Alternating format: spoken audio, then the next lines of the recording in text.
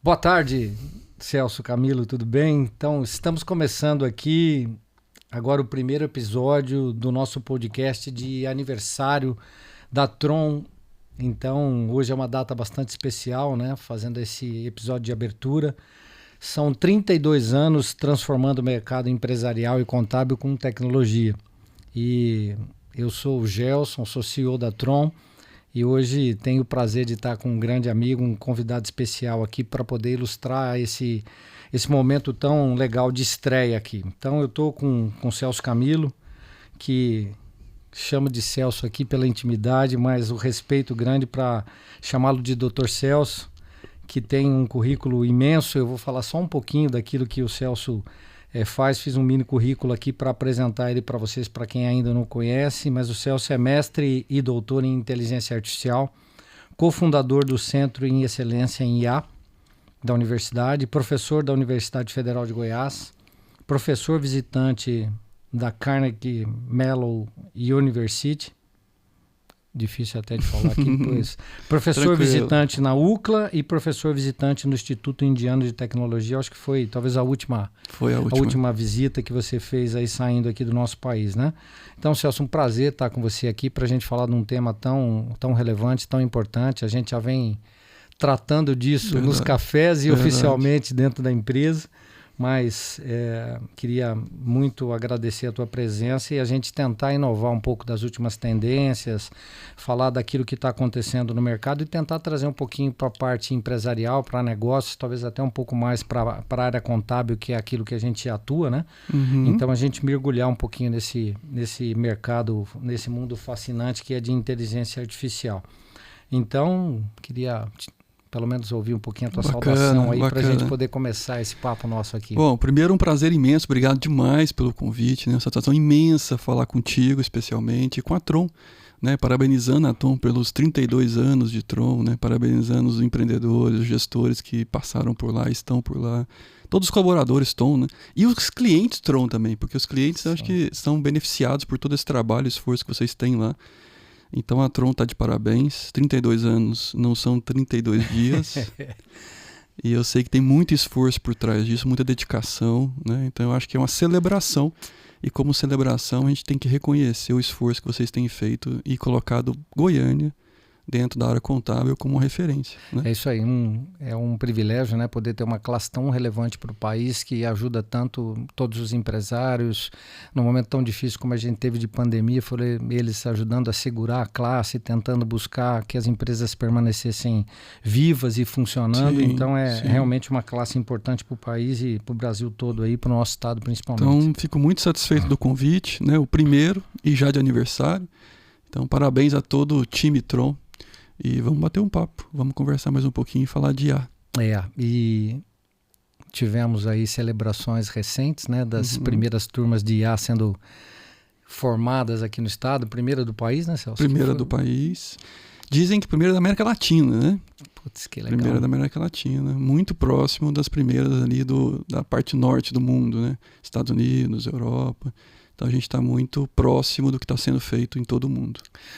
Aproveitando, isso não estava na pauta lá, mas vamos, porque isso é tão lindo de falar, você tem uma influência muito grande nisso. Como é que foi abrir, ou como é que foi começar essa turma de IA aí dentro do estado de Goiás? Como é que foi isso? Foi um grande desafio. Eu costumo dizer que é uma mistura de parte estocástica, aleatória, e uma parte determinística, estratégica, né? Legal.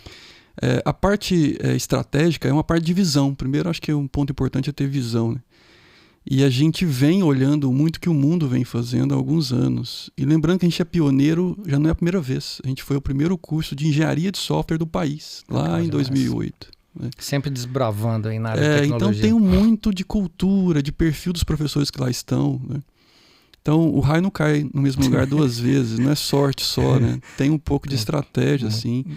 E aí, vendo essas possibilidades lá fora e o movimento que estava acontecendo, a gente tem um time muito bom dentro da UFG, do Estudo de Informática, ligados à IA. E a gente já vem fazendo trabalhos há muito tempo, né, com empresas, inclusive. Levando para o mercado. Levando para o mercado. Temos pesquisadores de referência em algumas áreas da IA, né, dentro e fora do país, lá no Estudo de Informática. Então essa é a parte estocástica, é a junção dessas pessoas no mesmo lugar. Ninguém escolheu, né? Vou trazer fulano aqui, Beltrano aqui e colocar no mesmo lugar. Essa é a parte estocástica. Uma vez que eles estavam no mesmo lugar, a gente começou a conversar e começou a montar estratégias. E aí o curso de graduação é parte dessa estratégia.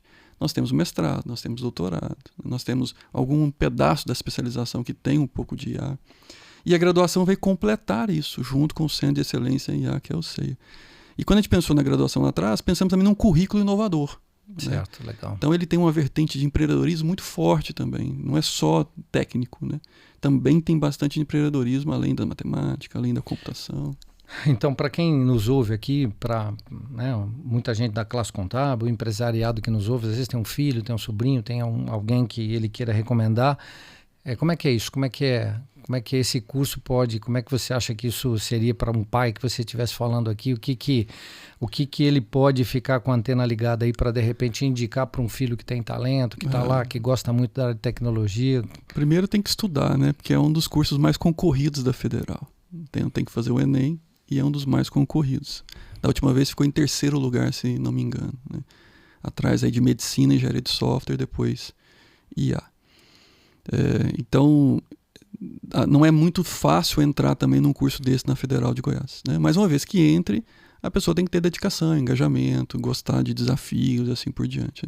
Agora, do ponto de vista de futuro, eu acho que é uma das grandes profissões que a gente vai ajudar o mundo a se desenvolver. O mundo daqui a poucos anos vai ser bem diferente do que a gente conhece.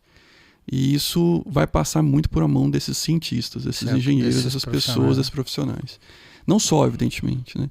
Mas muito pela mão deles, né? Então, a pessoa que tem esse nicho, né, que tem essa percepção, gosta de desafios, é uma boa área. Mas tem sem dúvida nenhuma, que ter alguns gostos, como, por exemplo, da matemática, como da lógica, né? Tem que vir preparando um pouco essa área de STEAM. Ser mais de exatas, né? Não que, veja, é bom refletir, né? Eu tenho o tempo todo reforçado. Nós temos que trazer mais pessoas das humanas também para dentro da IA, né? Porque a IA, ela permeia todas as áreas. Agora sim, né? Vai ser gestão de negócios de um modo geral. Então, as humanas são muito importantes nesse processo também para balancear, né? Então, a área de exatas, física, matemática, probabilidade, estatística, mas é importante também o pessoal das humanas. Muito bom. Então, voltando para o nosso tema, acho que foi legal aqui, porque a gente começa a sintonizar o que tem para acontecer. Talvez trazendo para uma janela de tempo, porque inteligência artificial, né, você que é um especialista no assunto, talvez isso está permeando o nosso mundo há muito tempo, mas a gente começa a tomar um contato um pouco mais próximo. Vamos falar talvez nos últimos 18 meses ou 24 meses, a IA tem dominado a pauta do mundo de um modo geral, né? E está começando a ser explorada amplamente como uma coisa que todo mundo está despertando. Como é que isso começou e como é que isso tomou corpo para que fosse um pouco mais para a mídia? Você que acompanha isso mais de perto, quando é que isso começou? Quando é que isso foi chegando perto da gente? A gente foi sentindo isso chegar aqui. Bacana.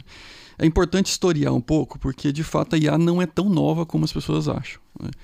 A IA data dos anos 50, as primeiras pesquisas e métodos da IA, até um pouco antes, né? Em 56 nasce o nome IA, né?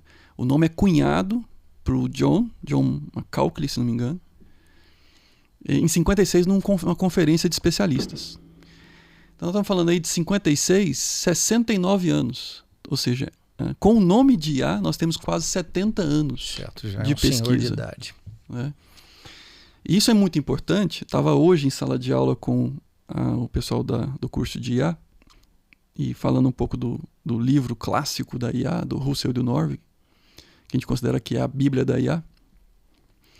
E eu fiz questão de mostrar para eles que o que a gente fala hoje como sendo IA, que o mundo hoje chama de IA, ChatGPT, OpenAI, LLMs, nesse livro do Russell, 20 páginas de 700. 20 páginas, só um pedacinho. Um pedacinho. Né? Eu queria justamente mostrar para eles o quanto que às vezes a gente fica muito focado num ponto e como a IA é uma ciência, ela é rica, ela é muito mais ampla, ela trabalha com humanas, com exatas, com robótica, com Então tem uma série de elementos que compõem a ciência da IA. Hoje a IA é uma ciência, ela não é mais uma disciplina da computação e assim por diante. Então, voltando para a história, quando em 56 o John coloca esse termo como inteligência artificial, e evidentemente ele chama a atenção, faz uma retrospectiva do que pode ser, né, do passado e que vai ser no futuro, as pessoas começam a animar. E há uma animação grande e veio uma promessa muito forte também em cima disso, né? Inclusive chamavam isso de GPS, General Problem Solver. Certo. Que a IA seria resolvedor geral de problemas, ou seja, ela iria exatamente fazer o que o humano faz, né? E isso já na década de 60, 70. Aí começaram a vir a vida real. Quando vem a vida real com problemas até pequenos, e foi mostrado para a IA não conseguia resolver. Certo. E aí veio a depressão. Do mesmo que veio a expectativa alta, veio a depressão e a frustração. E nisso atrapalhou bastante as pesquisas da IA, porque muitos pesquisadores que começavam a se interessar pelo tema, quando começaram a ver que não era lá essas coisas, né, eu não entregava a promessa toda, eles começaram a desistir das pesquisas. Certo. E a IA teve esse momento negro de pouca pesquisa, né, 60, 70. Olha como é semelhante em alguns momentos na história recente, né? Depois, nos anos 80, já volta um pouco mais de ânimo, mas um ânimo de pé no chão, inclusive aplicando na indústria. Então, nos anos 80, começa a indústria, começa as empresas a pegar elementos pontuais e para isso aqui é legal, para isso aqui está funcionando.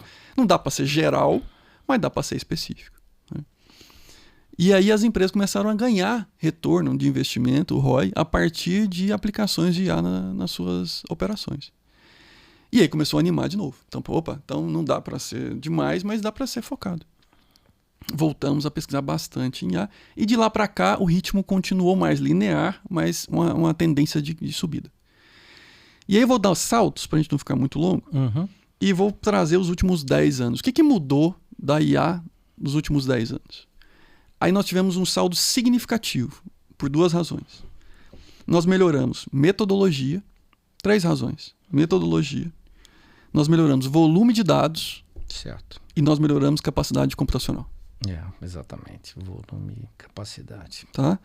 Então, temos métodos diferentes dos últimos 10 anos para cá. Isso ajudou muito. Mas esses métodos não fariam muita coisa e não poderiam ser esses os métodos se eu não tivesse volume de dados. Sim. Porque a implementação desses novos métodos foi porque eu comecei a ter volume de dados. E eu disse, olha, para este volume, talvez eu preciso melhorar os métodos. Talvez um fator que possa ter colaborado com isso, então, óbvio que a capacidade dos computadores aumentou, mas a internet foi decisiva, então, para que o volume de dados crescesse e a gente pudesse ter. A internet e a digitalização, porque antes da internet, a gente teve a terceira revolução industrial, que foi quando a gente trouxe o computador para dentro das organizações, para dentro da sociedade. Certo. Esse movimento de trazer o computador para dentro das organizações e sociedades digitalizou parte do mundo. E esse volume de dados digitalizados começa a ter know-how e conhecimento, né? Ou seja, eu comecei a colocar nas bases de dados comportamento, informação, conhecimento do que estava acontecendo naqueles processos.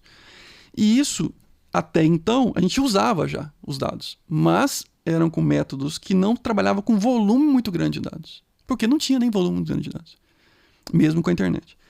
Com o advento de novas bases, novos datasets com um volume significativo e uma complexidade significativa, a gente começou a mudar os métodos para trabalhar e aproveitar esse volume de dados e essa complexidade lá dentro. Só que aí começou a ter um outro gargalo. Máquina. Esse volume de dados com esses métodos eu preciso de máquina. Capacidade computacional. E aí o advento das GPUs. Com o advento das GPUs, a gente juntou o útil ao agradável. Nós temos dados, métodos e agora capacidade computacional. Só que o humano, com recurso, a gente já conhece. Tanto que é pouco. É pouco. A gente começou a aumentar o volume demais. A gente começou a aumentar a necessidade de processamento a partir dos métodos. E aí nós criamos um subconjunto de exploração, que é aqueles que hoje é feito pela poucas players, como no caso da OpenAI. Certo. Que aí vem os LLMs grandes, né? Por isso LLMs, né? De large. Que para treinar esse tipo de modelo você precisa de um processamento um pouco melhor. Certo. Hoje em dia, e estou falando dos últimos 2 anos, já houve evoluções nesses modelos também, eles ficaram menores, com a mesma eficácia. Certo. Então você ganhou em eficiência mantendo a eficácia.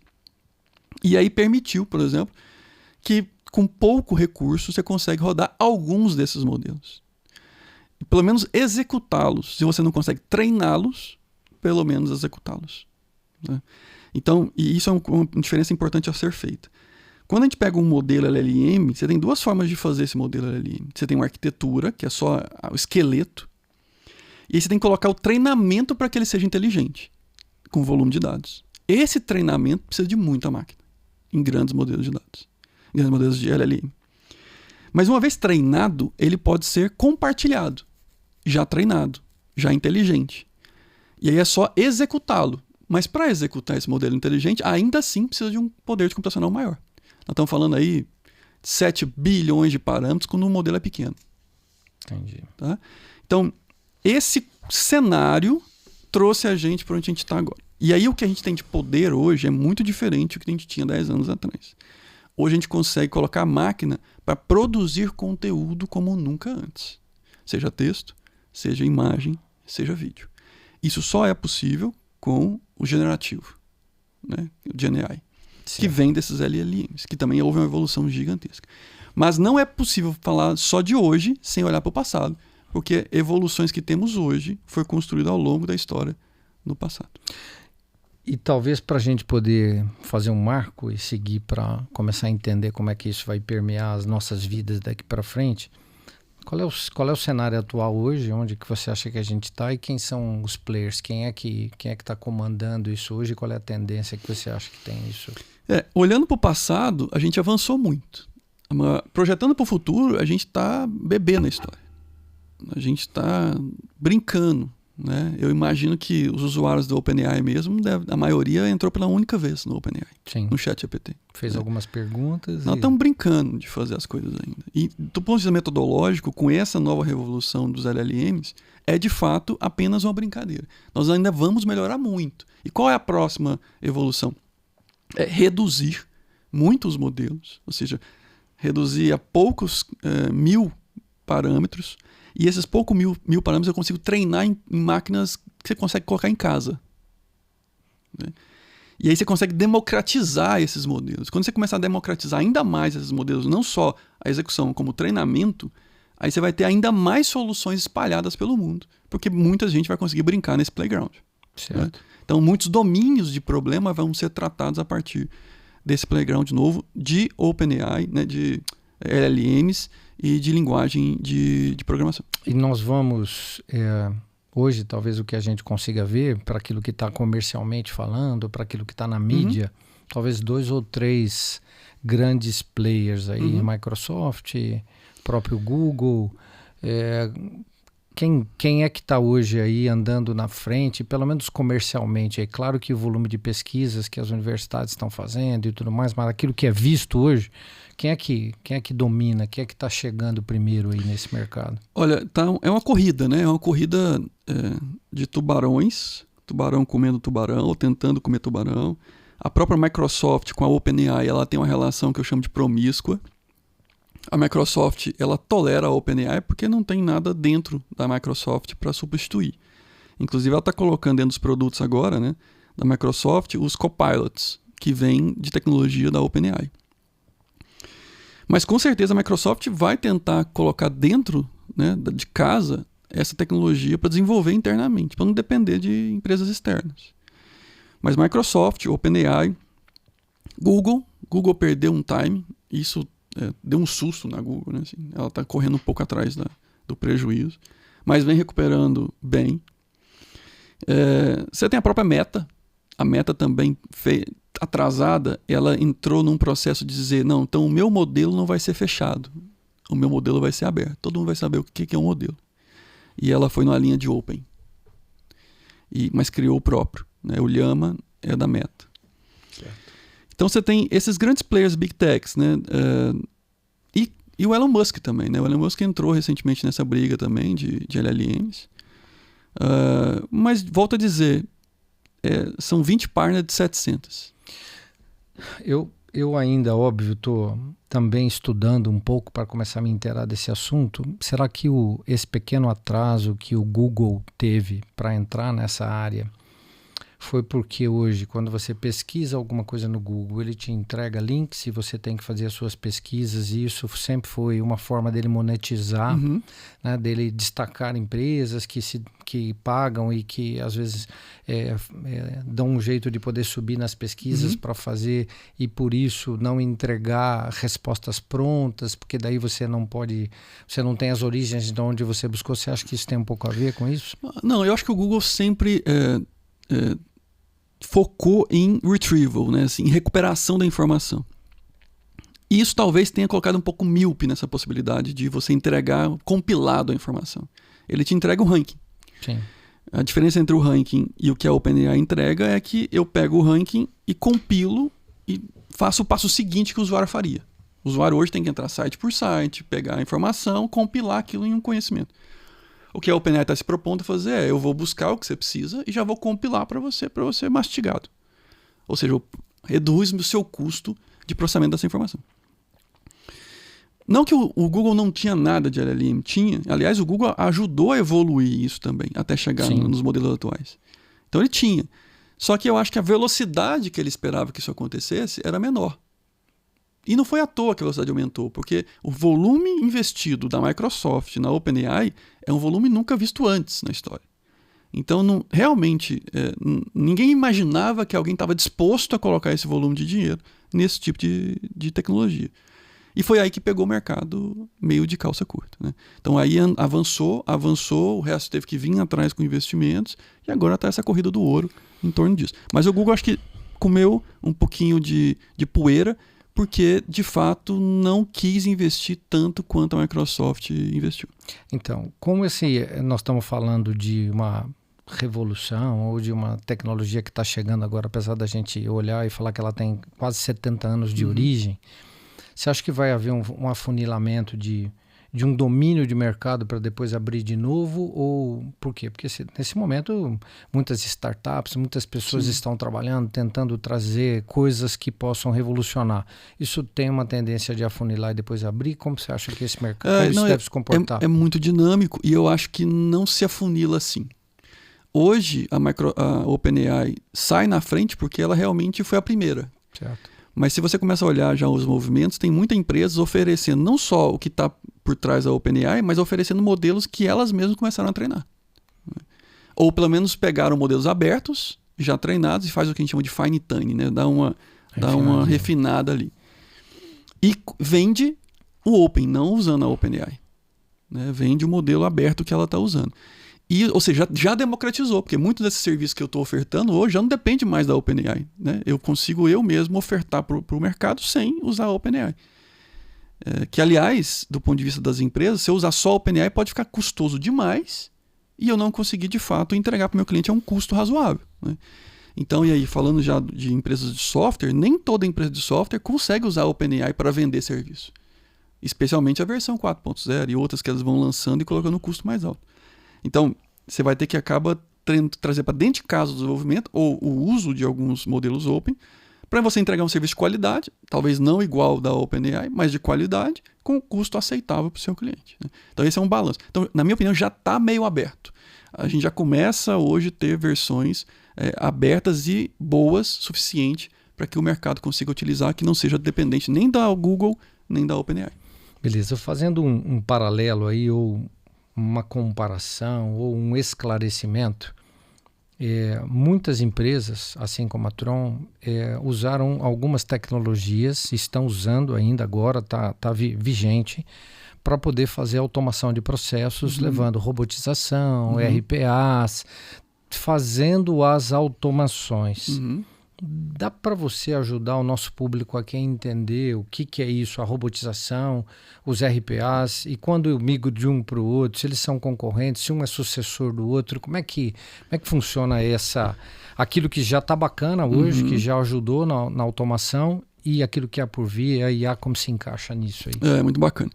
A automação é uma plataforma mais geral, assim, né? Eu posso automatizar processos, não necessariamente usando IA para automatizar processos. Eu posso usar software para automatizar processos. Aliás, quando a gente criou o software, a ideia era automatizar algum grau deste processo, né? O que a gente vem fazendo recentemente com o RPA é automatizar mais processos, mais tarefas dentro de um processo, né? Então, não necessariamente usando IA, mas eu consigo, de fato, entregar bastante valor automatizando, tirando o humano desses processos. Isso vai reduzir custo, isso vai aumentar a velocidade do processamento desses processos, isso vai reduzir erros que eventualmente acontecem dentro do processo.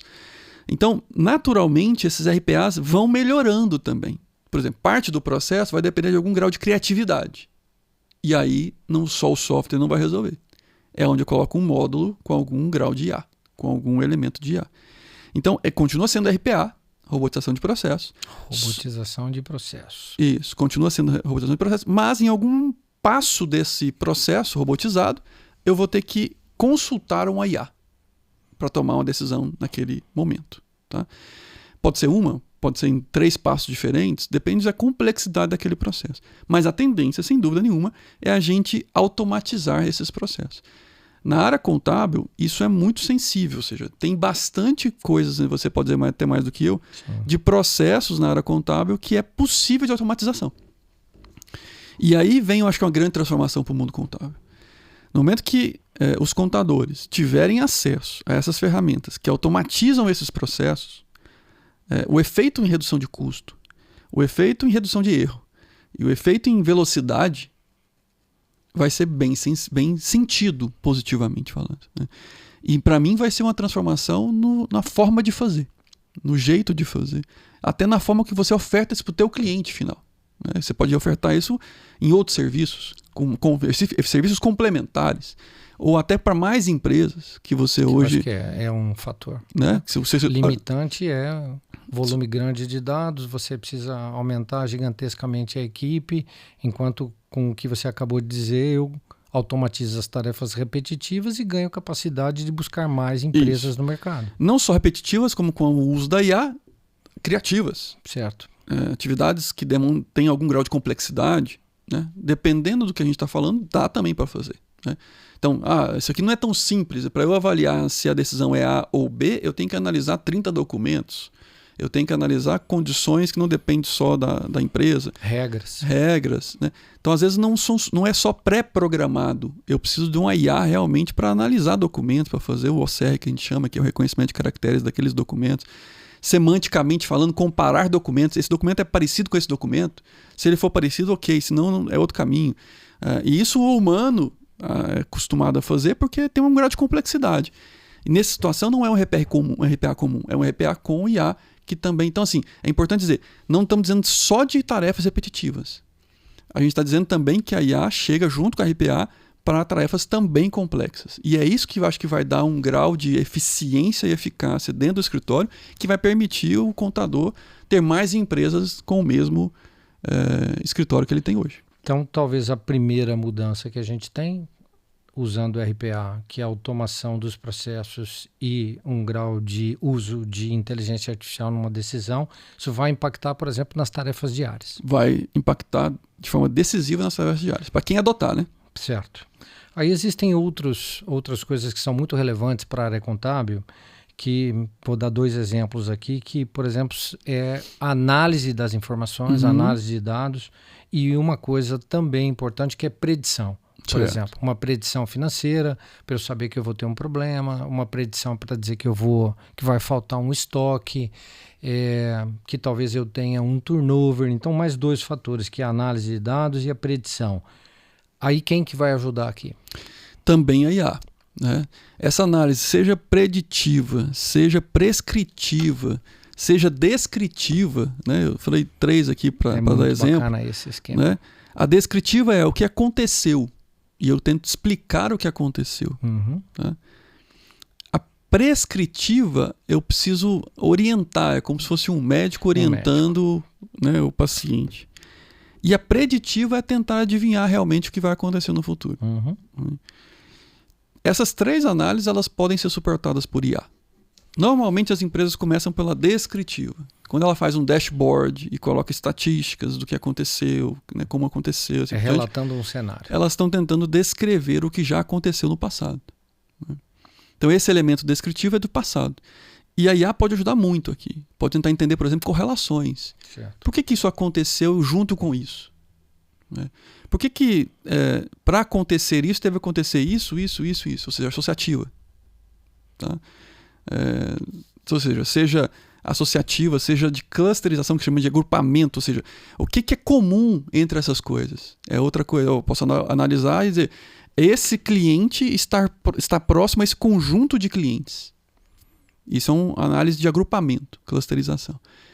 Isso é descritivo, porque eu estou analisando comportamento, dados passados desses clientes para dizer, olha, eu acho que talvez valha a pena classificar esse cliente como um cliente prata, como um cliente ouro, como um cliente bronze, né? Seja para campanhas de marketing, seja para relacionamento, e tudo isso é possível para uma análise descritiva. Um agrupamento até para você ofertar uma solução, por exemplo. Ofertar uma solução diferenciada, né? Ou criar um novo produto e assim por diante. Então, a análise descritiva ela descreve o que aconteceu no passado.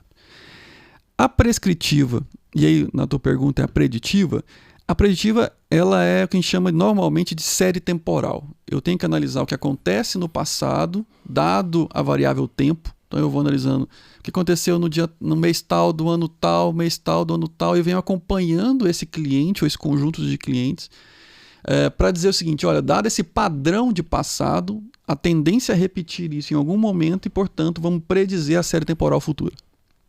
Tá?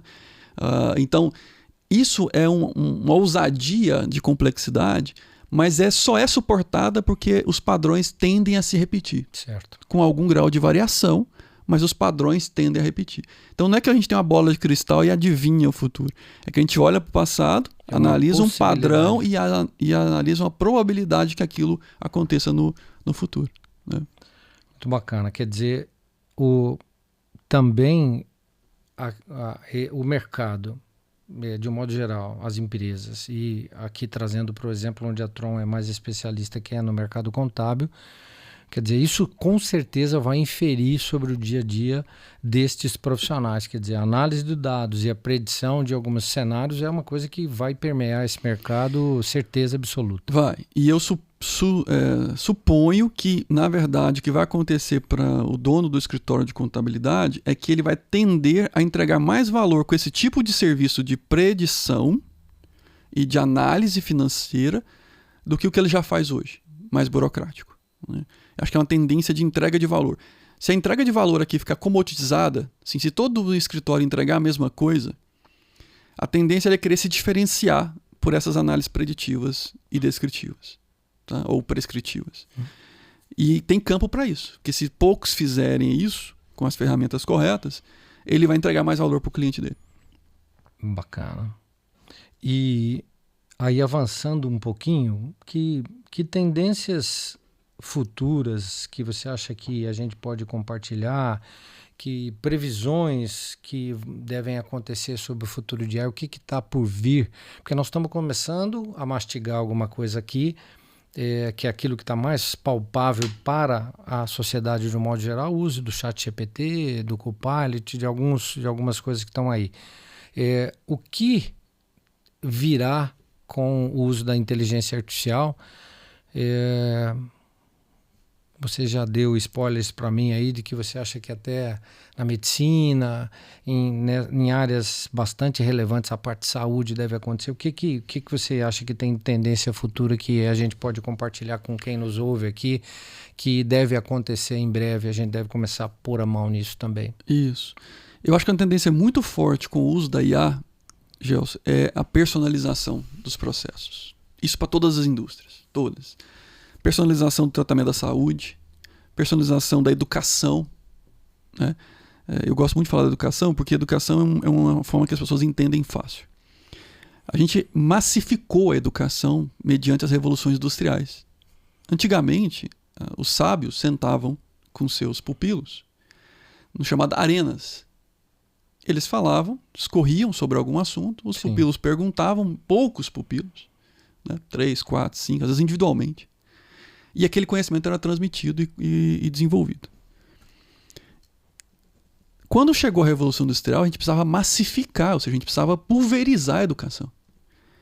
Como é que a gente massifica a educação se a gente não tem tantos sábios assim, ou seja, não tem como ter um para um? A gente tem que massificar de um jeito. Como? Vamos inventar a escola, vamos inventar a sala de aula. E inventar um jeito de ter o catedrático, o professor, posicionado de um jeito que ele consegue atender 40, 50 alunos. Então não é à toa que tem um palquinho, que tem uma pessoa na frente, em pé, o resto sentado. Porque você dá atenção para o fornecedor de informação e o resto consome aquilo passivamente. Esse é o modelo da escola massificada. Certo. Por quê? Porque eu tenho um cara que conhece e o resto que aprende. Só que a gente sabe que o mundo mudou muito de lá para cá. E o pior de tudo, quando a gente massificou a educação, a gente não conseguia personalizá-la. Tinha 40 alunos. Como é que você vai dar uma aula específica para um aluno, sendo que você tem que atender os 40 no mesmo tempo? Sim. Então, não existia. Qual é a forma de dar aula? Dar uma aula média. Você estabelece um conceito médio, um nível médio, e sai dando aula no nível médio, e cada um corre para acompanhar esse nível médio. Uns aceleram, outros atrasam, e a gente vai nesse processo. E é assim até hoje, na grande parte das universidades e das escolas. O que a IA vai fazer com isso? Personalizar. Então, o aluno que tiver dúvida, hoje ela consegue fazer isso hoje. É que a gente não conseguiu ainda mostrar em volume para essas pessoas. Ele pode entrar, por exemplo, no ChatGPT ou outro modelo equivalente e começar a perguntar dúvidas específicas dele sobre uma matéria qualquer. Cálculo, português, matemática, biologia. E o ChatGPT vai dar exemplos para ele até ele cansar. Se ele quiser perguntar 30 vezes exemplos diferentes, vão dar 30 exemplos diferentes para ele. Que professor faz isso? Que tem essa capacidade, pouquíssimos, né? E tem a paciência, nós somos humanos. Sim, sim. Eu sou professor. Você de começa para o mesmo pauta, aluno repetir. 30 vezes, você começa a achar que o problema está com você. Você fala, não, peraí, acho que eu não estou conseguindo. Eu não estou conseguindo passar. Né? E aí você imagina para 40 alunos, dentro de uma turma. Essa PG aí, né? Então, o que a educação vai fazer? Ela vai ter que transformar o processo educacional numa trilha mais individualizada. E aí eu vou conseguir ajudar esse aluno a sair do estado A para o estado B muito mais rápido do que ele faria sozinho ou nesse educação massificada. Vai acabar as escolas? Não. O que vai acontecer? São fases. Tudo a gente tem que fasificar, né? Criar fases, porque senão as pessoas já vão lá na frente com a Magedon, que os robôs invadindo as casas e destruindo todo mundo. E nós temos um negócio para amanhã. Né? Para amanhã, nós temos que entender que nós pegamos a escola, ensinamos a escola, seja professores e alunos, a usar da ferramenta existente. Eu fui numa palestra esses dias que tinha ata, que era um debate, tinha uma ata. Tinha uma pessoa sentada no computador digitando tudo que eu falava, dando ler. Que foi 1h30 de fala dos olhos. Nós temos solução gratuita na internet para fazer transcrição de áudio para texto. Sim. Usando IA. Mas por que não usaram? Porque é a história entre estar disponível e a pessoa ter acesso. Ter domínio também, né? Querer usar, assunto. Tal, entendeu? A gente descobriu isso com a internet, né? Quando veio a internet e os dados ficaram disponíveis para nós, a gente falou, agora acabou, agora está ótimo, agora todo mundo tem acesso. Democratizamos a informação. Todo mundo vai ter acesso à informação, todo mundo vai ser inteligente, todo mundo vai saber tudo. Aí nós descobrimos que ter acesso é diferente de ter absorção. Conhecimento. Tá lá. E as pessoas estão no TikTok. Tá lá. E as pessoas estão na rede social. Por que tendo acesso as pessoas não consomem? Que barreira é essa? E aí a gente descobre que a educação passa por esse processo. Não basta ter acesso, tem que ter absorção. E aí quando a gente coloca a IA nessa história, a gente ajuda essa absorção individualizada, a personalização. Mas eu abri esse grande parênteses para falar da educação para exemplificar como a personalização em todas as indústrias vai fazer um mundo diferente e melhor. Né? Então, esse exemplo é muito bacana, porque ou a gente tem filhos, ou vai ter filhos, ou tem irmão, ou tem alguém próximo da família. Qual talvez seja, para depois a gente voltar para a área comercial aqui, para empresarial, na área de educação, qual é que talvez vai ser a primeira mudança que a gente vai perceber? Porque ainda existe professor-aluno, e, igual você falou, vai criar uma barreira no meio. Qual talvez, mas esse processo é meio lento, é burocrático, depende do governo, depende de autorizações, currículos e tal. Qual é a primeira transformação que você acha que a gente vai perceber? É o aluno ir para casa, pesquisar? O que é a primeira transformação? Aí? E essa revolução não acontece pelos métodos tradicionais. Ela não vai passar pelo governo, regulação, escola. Até pode, mas atrasada. Ela vai acontecer primeiro bypassando tudo isso, pulando tudo isso. Ela vai pegar o aluno com a dúvida, consultando direto o ChatGPT, como ele faz no Google, como ele fez no Google no passado. Até agora. E vai bypassar. E a escola vai vir a reboque, dizendo assim, opa, peraí, tá usando errado, peraí, tá copiando, peraí, não é ele que tá fazendo. Aí não, agora, peraí, vamos ensinar os professores, então, a ensinar os alunos a como usar a ferramenta adequadamente. Mas veja que o aluno já fez o salto. Ele já pulou. Né? E vai ser assim, porque isso entrega valor para a ponta. Certo. Não para o meio. E o meio vai entender que qual valor ele entrega para a ponta para tentar reconfigurar o tradicional. Só que, de novo, vai refazendo. Quem não acompanhar na velocidade vai ficando para trás. E baseado nisso que a gente falou aqui, nessas mudanças que estão aí já batendo a nossa porta, que vão acontecer, como é que você recomenda? Porque tem muita gente hoje que está na agonia de dizer, cara, eu preciso me preparar porque está acontecendo, eu preciso buscar caminhos, por onde eu começo, por onde eu vou, como é que as empresas, os contadores, esse mercado que a Tron está mais próximo, pode se preparar para aproveitar ao máximo essa transformação? Qual é o caminho para diminuir a agonia e a pessoa falar, eu vou começar a me qualificar nisso? Que pontos você recomenda? Eu acho que a primeira coisa é baixar um pouco a ansiedade e baixar o medo. O medo paralisa. O medo tem duas saídas aí. Ou a pessoa paralisa, ou ela foge da informação, porque aquilo causa uma ansiedade nela, causa um emocional negativo nela. Então ela começa a não mais olhar para aquilo. Vai falar de IA, ela começa a ignorar o assunto. Ela começa, mais um falando de IA, e ela começa mentalmente fugindo do que causa dor para ela. Porque toda vez que fala IA, ela pensa, não estou fazendo nada. E aquilo vai gerando dor. Emocionalmente falando, ela tenta rejeitar depois, quando começa a perceber a dor. O cérebro é muito eficiente para isso. Né? Ele busca prazer e evita dor. Qual que é o caminho? Ciência. Consciência. Eu preciso saber que... Consciência. Eu preciso saber que existe um salto que eu preciso fazer e preparar, né, de forma estratégica como fazer isso. Buscar boas ferramentas. Buscar conhecimento. E baixar a ansiedade.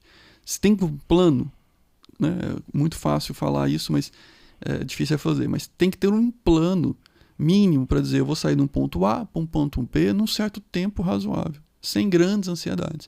E a busca de parceiros, acho que ajuda muito. Quais são os parceiros que estão à frente disso? Quais são os fornecedores que estão à frente disso e conseguem me ajudar a acelerar esse processo de interiorização, sabe? E tomar cuidado também, nem toda inovação é boa. Não é porque é inovação, é porque é boa. Né? Um jeito de se preparar para isso é voltar para o banco da escola, mas nem todo mundo está pronto e pode ou quer fazer isso.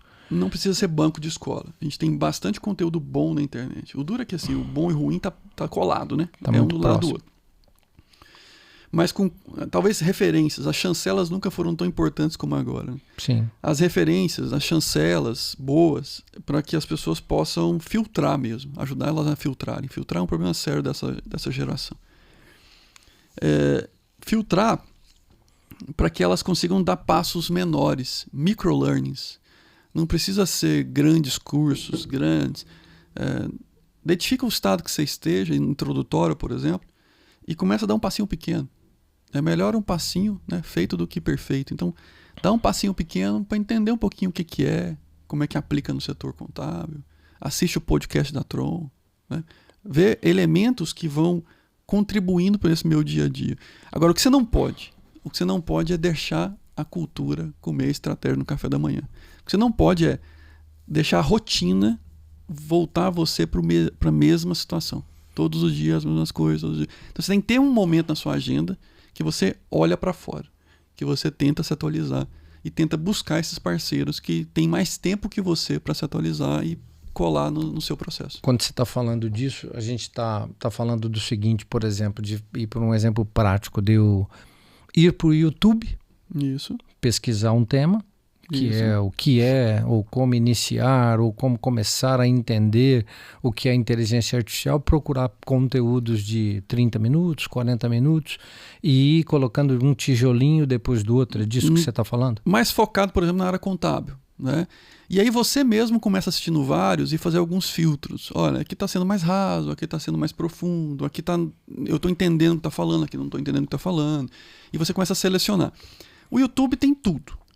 eu ia sugerir até cursos mais específicos. E aí, de novo, busca plataformas. Busca pessoas e plataformas que têm algum grau de referência. Né? Quem é esse profissional que está dando essa aula? Qual a experiência que ele tem nisso? Né? Porque, evidentemente, que nesse momento as pessoas vão aproveitar para surfar a onda da IA. Então, muita gente vai falar de IA, muita gente vai falar de IA aplicado no setor contábil, em todos os setores possíveis. Então, nesse momento que você não tem capacidade ainda de filtro, vai nas referências boas, né? Vai nas grandes chancelas, nas grandes plataformas. Né? A Lura é um exemplo de plataforma. Né? As grandes universidades têm também algumas plataformas de ensino. Então, acho que é bom consumir isso primeiro até você ganhar uma certa maturidade e ir para as outras. Pelo que eu abertas. tenho visto, e obviamente você é especialista nesse assunto, e às vezes com investimentos modestos, não é nada caro. Pequenos. Você consegue fazer os investimentos pequenos e consegue ir para uma chancela, como você falou, de uma universidade, fazer um curso sequenciado com 3, 4, 5 aulas que faça você sair do ponto A e ir para o ponto B e tal. Tem esses conteúdos aí. Eu acho que a barreira maior não é recurso financeiro. Não é recurso. A maior barreira das pessoas é tempo/prioridade. As pessoas assustam muito, têm muito medo, mas não transformam isso num plano. Não transformam isso numa ação da segunda-feira, sabe? Certo. Acho que esse é o grande gargalo.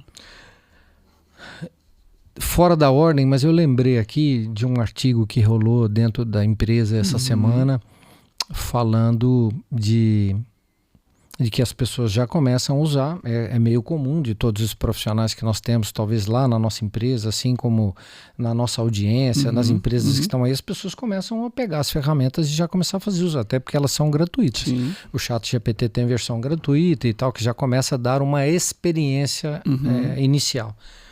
Que uma determinada categoria desses profissionais está ficando com vergonha de usar. Né? Do tipo seguinte, será que se eu usar isso, que está parecendo que é legal, eu começo a fazer um texto, por exemplo, para quem, né, nós estamos sendo apoiados pela equipe de marketing aqui, e a equipe de marketing é o tempo inteiro produzindo conteúdo, por exemplo. Ela produz um conteúdo, quando você leva para uma ferramenta dessa, ela tem a capacidade de, às vezes, trazer para uma outra linguagem, mais coloquial ou mais técnica, etc.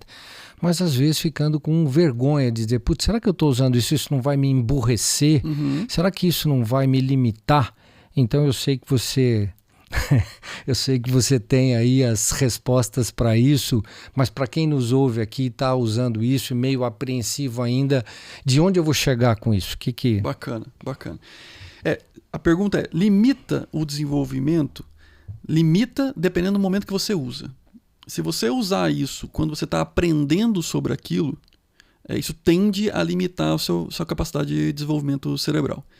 Se você já aprendeu a fazer aquilo e quer acelerar o processo produtivo, não. Você já tem noção, inclusive, para analisar o que a máquina faz. Esse é o grande diferencial. Né? Isso eu dou muito o exemplo da calculadora. Eu posso usar calculadora na escola? Pode e deve. Agora, o momento que você vai usar a calculadora não pode ser em qualquer momento. Não pode ser no ensino fundamental. Não pode ser um momento que ela está desenvolvendo o pensamento matemático. Lá no primeiro ano primário. Porque senão você não desenvolve a pessoa. Né? Eu vi uma foto muito antiga e interessante de professores dos Estados Unidos fazendo barricadas, protestos contra o uso da calculadora nos Estados Unidos nos anos 60, 50, se não me engano. E o que eles estavam querendo dizer? É que tinha que proibir por completo a calculadora. Eu não sei se na época era assim, mas na verdade eu tenho que saber utilizar a calculadora. Acho que esse é o ponto importante. Certo. Né? Que momento utilizar a calculadora? Então, o profissional pode usar o OpenAI? Pode. A gente vai pegar muito profissional júnior e ter resultado de sênior. Porque na hora que ele não souber muito o que fazer e ir para esse tipo de plataforma, o resultado que ele vai ter vai ser de pessoas experientes. Então, de fato, a empresa vai conseguir fazer um salto produtivo. Sabe? Agora, se esse júnior se limitar a pegar o que o ChatGPT entregou para ele e passar para frente, ele vai continuar sendo júnior por muito tempo. Então, esse eu costumo brincar, é a dose. A diferença entre o remédio que salva e a droga que mata é a dose. Muito bacana isso.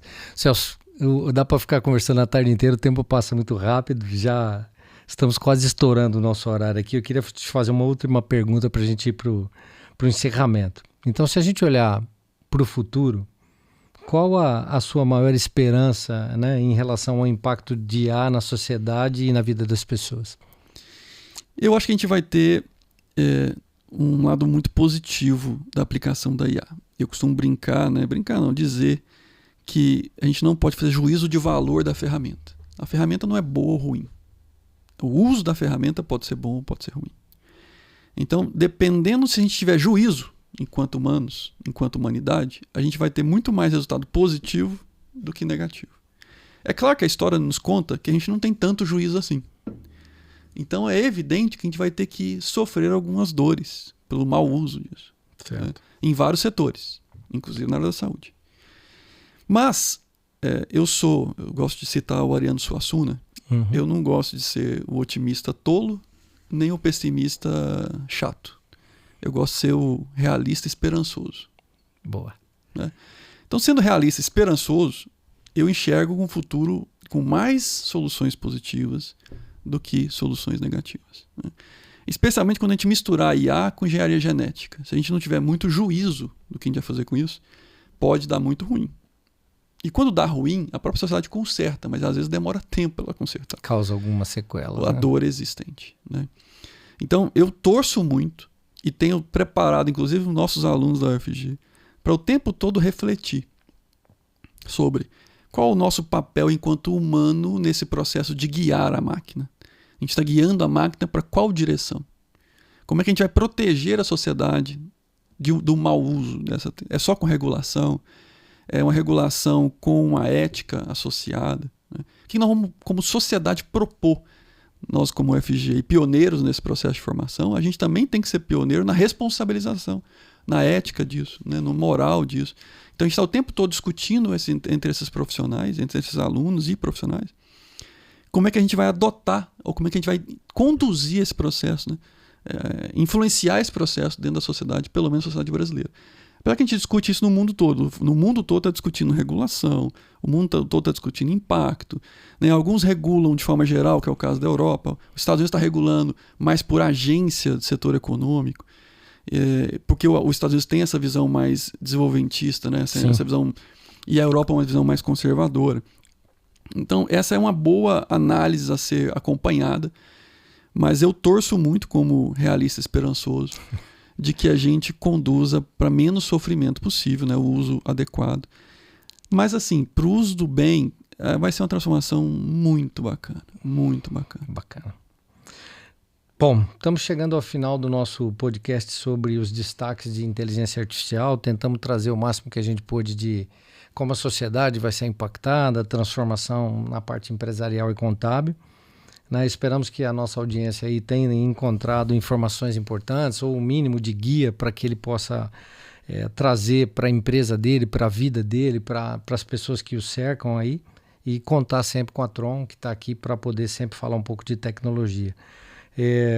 Queria te agradecer muito pela tua disponibilidade em estar aqui com a gente, né? Nessa data tão especial que é o aniversário de 32 anos da Tron, que a gente quer reforçar ainda mais para aquilo que a Tron existe, né? Que é trazer tecnologia, facilitar a vida dos nossos clientes, tentar trazer o que é de mais moderno, e a gente está bastante antenado com esse tema. Então, Celso, obrigado, prazer imenso estar aqui com você mais uma vez aí, para que você pudesse trazer para a gente um pouco de conhecimento daquilo que permeia o seu dia aí, que está sempre ligado a você aí.